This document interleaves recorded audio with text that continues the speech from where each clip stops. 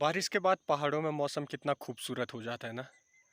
चिड़ियाओं की चहचहाट और पेड़ पे पड़ी हुई ओस, पहाड़ों को छूते हुए बादल और बिल्कुल शांत पहाड़। लेकिन पहाड़ हमेशा ऐसे शांत नहीं रहते हैं। पहाड़ जब अपना रौद्र रूप दिखाते हैं तो केवल और केवल विनाश होता है। नमस्कार दोस्तों, मैं कमल पिमोली, स्वागत है आपका मेरे यूट्यूब चैनल में।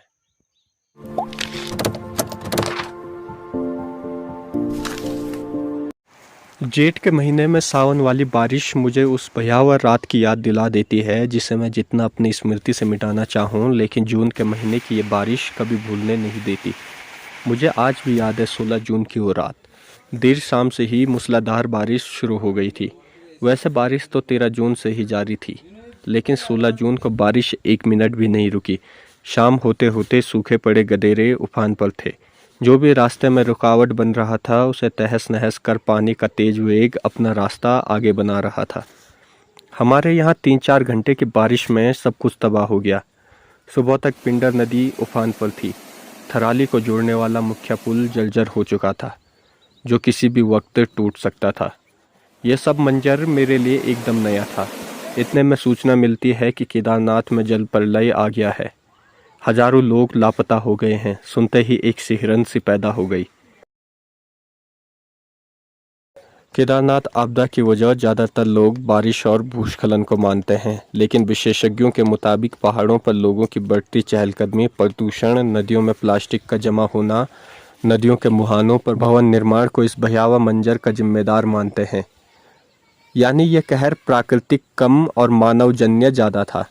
औसत से ज़्यादा बारिश होने से जहां केदारनाथ के ऊपरी क्षेत्र में बना चौराबाड़ी ग्लेशियर पिघल गया था, जिससे मंदाकिनी नदी का जलस्तर देखते ही देखते बढ़ने लगा। इस बढ़ते हुए जलस्तर ने रुद्रप्रयाग का एक बड़ा हिस्सा अपनी चपेट में ले लिया और तेजी से बहती हुई मंदाकिनी का पानी हिमाचल, दिल्ली, यूपी तक की सीमाओं तक पहुंच गया।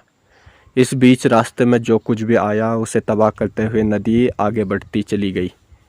केदारनाथ में इस दौरान सबसे अधिक तबाही हुई। यही कारण है कि इसे केदारनाथ आपदा के नाम से भी जाने जाने लगा। अन्यथा उस दिन चमोली के जोशीमठ, हेमकुंड साहिब, थराली, देवाल, कर्णप्रयाग, रुद्रप्रयाग, श्रीनगर, हरिद्वार, देवप्रयाग समेत कुमाऊं के कई इलाकों में भी भारी तबाही हुई और जान माल की हानि हुई। हजारों लोग लापता हुए। महीनों रेस्क्यू ऑपरेशन चला। आज भी कई लोगों के भीतर उस भयानक रात की स्मृतियां मौजूद है। केदारनाथ आपदा को लोगों ने देवीय आपदा, प्राकृतिक आपदा, मानवीय आपदा का नाम दिया। आज केदारनाथ आपदा को 8 साल होने को हैं, लेकिन अभी भी इससे लोगों ने सीख नहीं ली। लगातार नदियों के मुहानों पर निर्माण किया जा रहा है, पहाड़ों को खोदा जा रहा है, बुग्यालों में ज़रूरत से अधिक लोग पहुंच रहे हैं। यहाँ प्लास्टिक गंदगी का अंबार लगा हुआ है।